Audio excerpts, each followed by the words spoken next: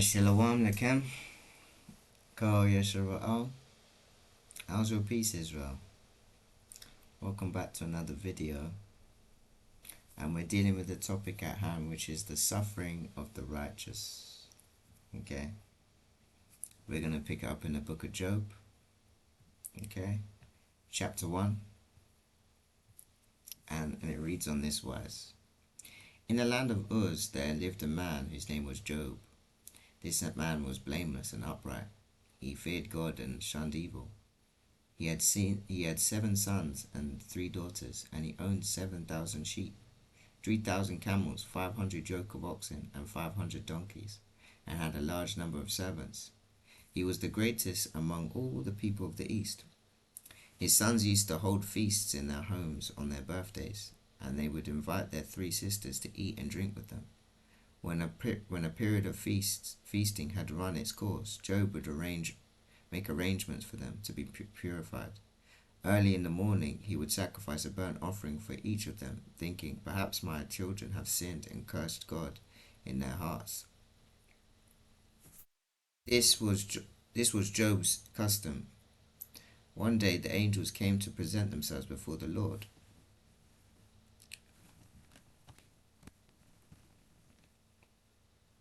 And Satan also came with them. And the Lord said to Satan, where have you come from? Satan answered the Lord, from roaming throughout the earth, going back and forth on it. Then the Lord said to Satan, have you considered my servant Job? There is no one on earth like him. He is blameless and upright, and a man who fears God and shuns evil. Does Job fear God for nothing? Satan replied, have you not put a hedge around him and his household and everything he has? You have blessed the work of his hands, so that his flocks and herds are spread throughout the land. But now stretch out your hand and strike everything he has, and he will surely curse you to your face. The Lord said to Satan, very well then, everything he has in your power, but on the man himself do not lay a finger. Then Satan went out from the presence of the Lord. One day when Job's sons and daughters were feasting and drinking wine at the oldest brother's house, a messenger came to Job and said, the oxen were ploughing and the donkeys were gazing nearby, and the Sabeans attacked and made off with them. They put the servants to the sword, and I am the only one who has escaped to tell you. While he was still speaking, another messenger came and said, the fire of God fell from the heavens and burned up the sheep and the servants, and I am the only one who escaped to tell you. While he was speaking, another messenger came and said, the Chaldeans formed 3 raiding parties and swept down on your camels and made off with them. They put the servants to the sword, and I am the only one who escaped to tell you. While he was still speaking, yet another messenger came and said, your sons and daughters were fasting and drinking wine at the oldest brother's house, when suddenly a mighty wind swept in from the desert and struck the 4 corners of the house, and it collapsed on them, and they are dead. And I am the only one who escaped to tell you. At this, Job got up and tore his robe and shaved his head. Then he fell to the ground in worship and said, naked I came from my mother's womb, and naked I will depart. The Lord gave, and the Lord has taken away. May the name of the Lord be praised. In all this Job did not sin, but by charging God with wrongdoing. On another day the angels came to present themselves before the Lord, and Satan also came with them to present himself before him. And the Lord said to Satan, where have you come from? Satan answered the Lord, for roaming throughout the earth, going back and forth on it. Then the Lord said to Satan, have you considered my servant Job? There is no one on the earth like him. He is blameless and upright, a man who fears God and shuns evil, and he still maintains his integrity, though you incited me against him to ruin him without reason. Skin for skin, Satan replied. A man will give all he has for his own life. But now stretch out your hand and strike his flesh and bones, and he will surely curse you to your face. The Lord said to Satan, very well then, he is in your hands, but you must spare his life. So Satan went out from the presence of the Lord and afflicted Job with painful sores from the soles of his feet to the crown of his head. Then Job took a piece of broken pottery and scraped himself with it, and he sat among the ashes. His wife said to him, are you still maintaining your integrity? curse God and die." He replied, "You are talking like a foolish woman. Shall we accept good from God and not trouble?" In all this, Job did not sin in what he said. When Job's three friends, Eliphaz the Temanite, Bildad the Shuhite, and Zophar the Naamathite, heard about all the troubles that had come upon him, they set out from their homes and met together by agreement to go and sympathize with him and comfort him. When they saw him from a distance, they could hardly recognize him. They began to weep aloud, and they tore their robes and sprinkled dust on their heads. They sat on the ground with them for 7 days and 7 nights. No one said a word to him, because they saw how great his suffering was. All right, so that was Job's suffering and his faithfulness to God, right? And the topic is the suffering of the righteous. Okay, now we're going to go into the book of Psalms. Okay, chapter 22, when you're going to read from verse 1. Okay, it says, my God, why have you forsaken me? Why are you so far from saving me, so far from my cries of anguish? My God, I cry out by day, but you do not answer, by night, but I find no rest. Yet you are enthroned as the Holy One. You are the one Israel praises. In you our ancestors put their trust. They trusted and you delivered them. To you they cried out and were saved. In you they trusted and were not put to shame. But I am a worm and not a man, scorned by everyone, despised by the people. All who seek me mock me. They hurl insults, shaking their heads. He trusts in the Lord. They say, let the Lord rescue him. Let him deliver him, since he delights in him. Yet you brought me out of the womb. You made me trust in you. Even at my mother's breast, from birth I was cast on you. From my mother's womb you have been my God. Do not be far from me, for trouble is near, and there is no one to help. Many bulls surround me. Strong bulls of Bashan encircle me. Roaring lions that tear their prey open their mouths wide against me. I am poured out like water, and all my bones are out of joint. My heart has turned to wax. It has melted within me. My mouth is dried up like a potsherd,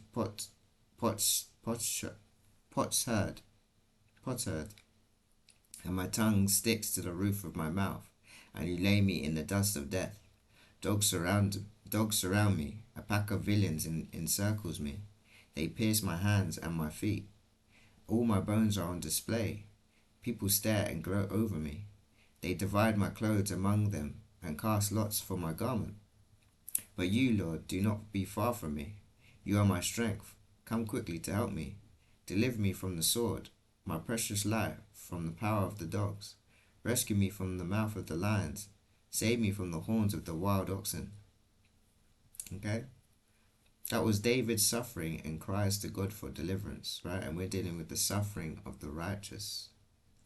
Right, we're going to read in chapter 53 of the book of Isaiah, Yeshaya. Okay? And it reads on this rise from verse 1. It says, who has believed our message? And to whom has the arm of the Lord been revealed?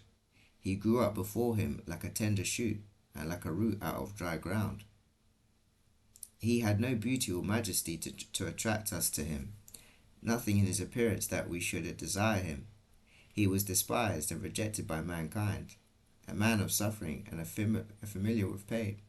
Like one from whom hide their faces, he was despised, and we held him in low esteem. Surely he took our pain and bore our suffering. Yet we considered him punished by God, stricken by him and afflicted. But he was pierced for our transgressions. He was cursed for our iniquities. The punishment that brought us peace was on him, and by his wounds we are healed. We all, like sheep, have gone astray. Each of us has turned to our own way, and the Lord has laid upon him the iniquities of us all. He has oppressed and afflicted. He was oppressed and afflicted, yet he did not open his mouth. He was led like a lamb to the slaughter. And as sheep before its shearers is silent, so did he not open his mouth. By oppression and judgment he was taken away. Yet who of his generation protested? For he was cut off from the land of the living. For the transgression of my people he was punished. He was assigned a grave with the wicked and with the rich in his death, though he had done no violence, nor was any deceit in his mouth. Yet it was the Lord's will to crush him and cause him to suffer. And though the Lord makes his life an offering for sin, he will see his offspring and prolong his days. And the will of the Lord will prosper in his hand. After he has suffered, he will see the light of life and be satisfied. By his knowledge, my righteous servant will justify many, and he will bear their iniquities. Therefore I will give him a portion among the great, and he will divide the spoils with the strong, because he poured out his life unto death, and was numbered with the transgressors, for he bore the sin of many, and made intercession for the transgressors. Okay? That was the suffering servant who takes on the sins of others. I wonder who that was. And we're dealing with the topic, the suffering of the righteous. Okay, now we're going to go to the wisdom of Solomon. Okay, chapter 3. I'm going to pick up in verse 1. And it says, but the souls of the righteous are in the hand of God, and no torment will ever touch them. In the eyes of the foolish they seem to have died, and their departure was though to be a disaster, and their going from us to be their destruction, but they are at peace. For though in the sight of others they were punished, their hope is full of immortality. Having been disciplined a little, they will receive great good, because God tested them and found them worthy of himself. Like gold in a furnace he tried them, and like a sacrificial burnt offering he accepted them. In the time of their visitation they will shine forth, and will run like sparks through the stubble. They will govern nations and rule over peoples, and the Lord will reign over them forever. Those who trust in him will understand truth, and the faithful will abide with him in love, because grace and mercy are upon his holy ones, and he watches over his elect. Okay? That was the righteous suffer, but are at peace with God, right? And we're dealing with the suffering of the righteous. Let's continue. We're going to go into the book of Enoch. Okay? Chapter 102. We're going to pick up in verse 1. It reads, it says, but now I swear to you, ye righteous, be the greatness of his splendor and his glory. By his illustrious kingdom and by his majesty to you I swear that I comprehend this mystery, that I have read the tablet of heaven, have seen the writing of the holy ones, and have discovered what is written and impressed on it concerning you. I have seen that all goodness, joy, and glory has been prepared for you, and been written down for the spirits of them who die, immensely righteous and good. To you it shall be given in return for your troubles, and your portion of happiness shall far exceed the portion of the living. The spirits of you who die in righteousness shall exist and rejoice. Their spirit shall exult, and their remembrance shall be before the face of the mighty, one from generation to generation, nor shall they now fear disgrace. Woe to you, sinners, when you die in your sins, and they who are like you say respecting you, blessed are these sinners. They have lived out their whole period, and now they die in happiness and in wealth. Distress and slaughter they knew not while alive. In honor they die, nor ever in their lifetime did judgment overtake them. But has it not been shown to them? That when to the receptacle of the dead, their souls shall be made to descend, their evil deeds shall become their greatest torment, in darkness into the snare and into the flame, which shall burn in the great judgment, shall their spirits enter, and the great judgment shall take effect for ever and ever. Woe to you, for you there shall be no peace, neither can you say to the righteous and to the good who are alive, in the days of our trouble have we been afflicted, every species of trouble have we seen, and many evil things have we suffered. Our spirits have been consumed, lessened, and diminished. We have perished, nor has there been a possibility of help for us in word or in deed. We have found none, but have been tormented and destroyed. We have not expected to live day after day. we hoped indeed to have been the head, but we have become the tail. We have been afflicted when we have exerted ourselves, but we have been devoured by sinners and the ungodly. Their yoke has been heavy upon us. Those have exercised dominion over us who detest, who goad us, and to those who hate us have humbled our neck, but they have shown no compassion towards us. We have been desirous of escaping from them, that we might fly away and be at rest. But we have found no peace to which we could fly, and be secure from them. We have sought an asylum with princes in our distress, and have cried out to those who are devouring us.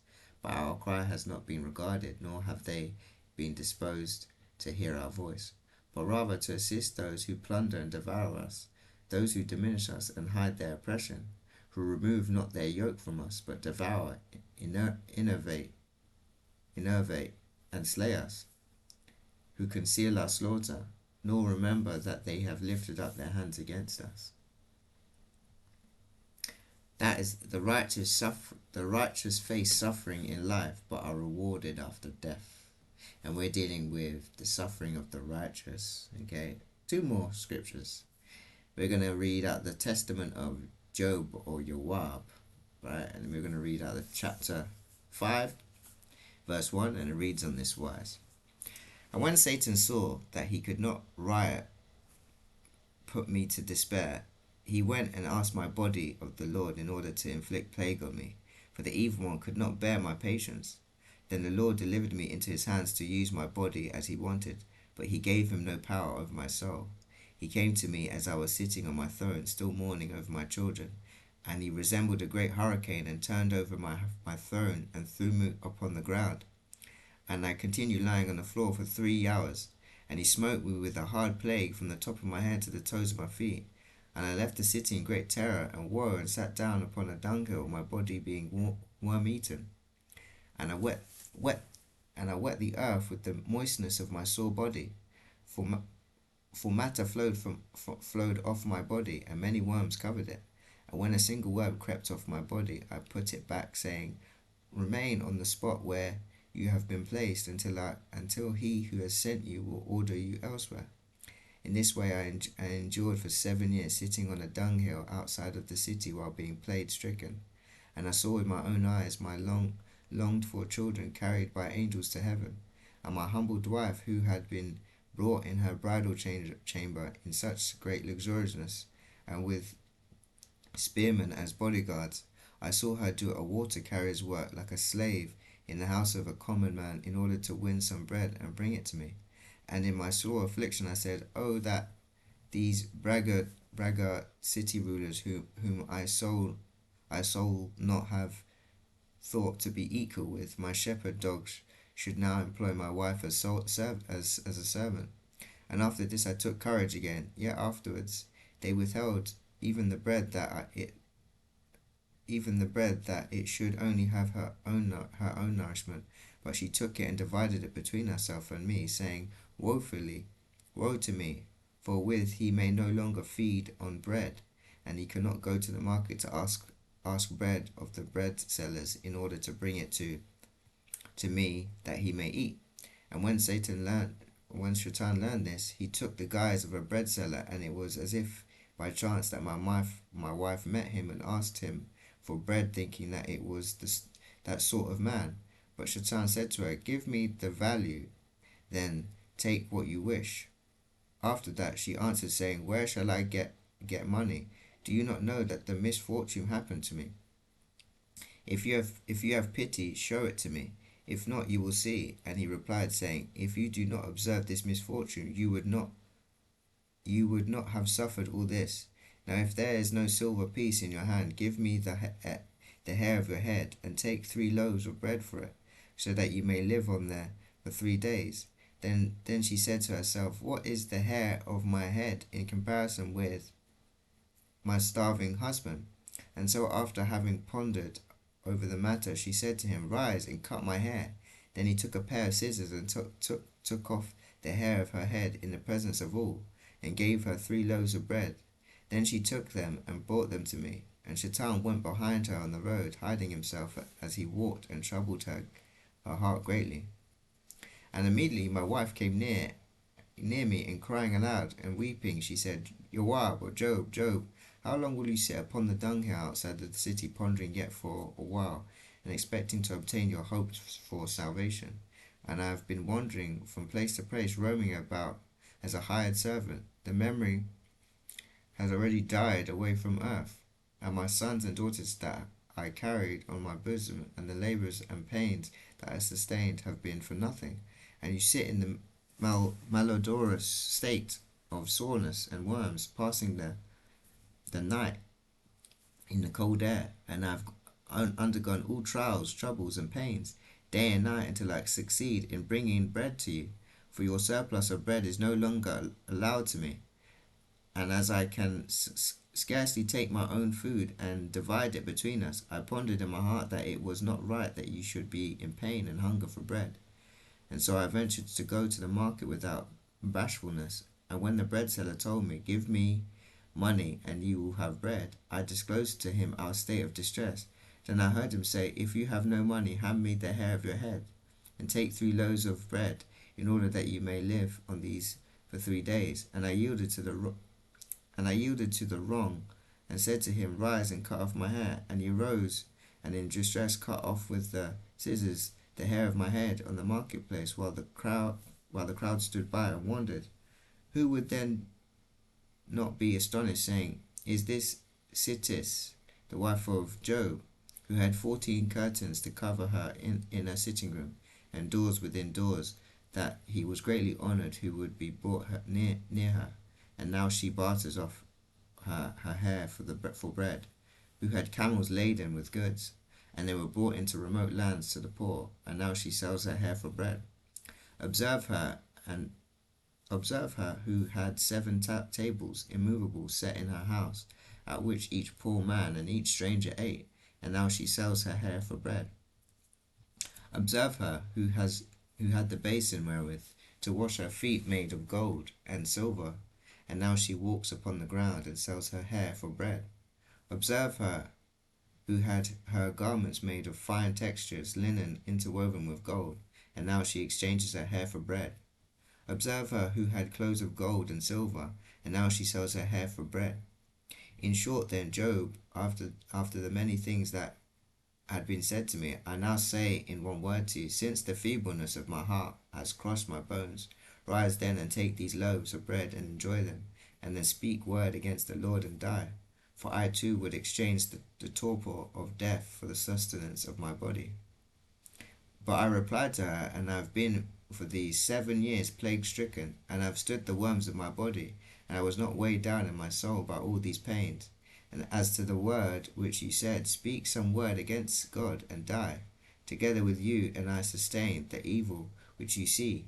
Let us endure the ruin of all that we have. Yet you desire that we should say some word against God, and that he should be exchanged for the great Pluto, the god of the netherworld. Why do you not remember those great gods which we possessed? If these great goods which we possess, if these goods come from the lands of the Lord, should not we also endure evils and be high-minded in everything until the Lord will have mercy again and show pity to us? Do you not see the seducer stands behind you and confounds your thoughts in order that you should beguile me? And he turned to Satan and said, Why do you not come openly to me? Stop hiding yourself, you wretched one. Does the lion show his strength in the weasel cage? Or does the bird fly in the basket? I now tell you, go away and wage your war against me. Go away and wage your war against me. Then he went off from behind my wife and placed himself before me, crying. And he said to Job, I yield and give to you who are but flesh, while I am a spirit. You are plague stricken, but I am in great trouble. For I am like a wrestler contesting with a wrestler who has, in a single-handed combat, torn down his antagonist and covered him with dust and broken every limb of his, whereas the other one who lies beneath, having displayed his bravery, gives forth sounds of triumph, testing to his own superior excellence. In this way, O Job, are beneath and stricken with plague and pain, and yet you are carried You have carried the victory in the wrestling match with me. I yield to you. Then he left me abashed. Now, my children, do you also show a firm heart in all the evil that has happened to you? For greater than all things is firmness of heart.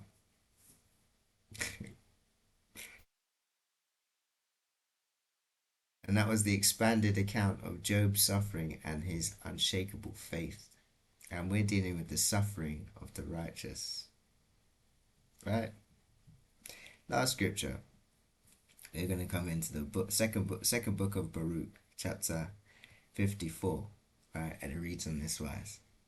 And I asked Yahweh, the mighty one, and said, You alone, O Yahweh, knew the heights of the world beforehand, and that which will happen in the times which you bring about by your word, and against the works of the inhabitants of the earth.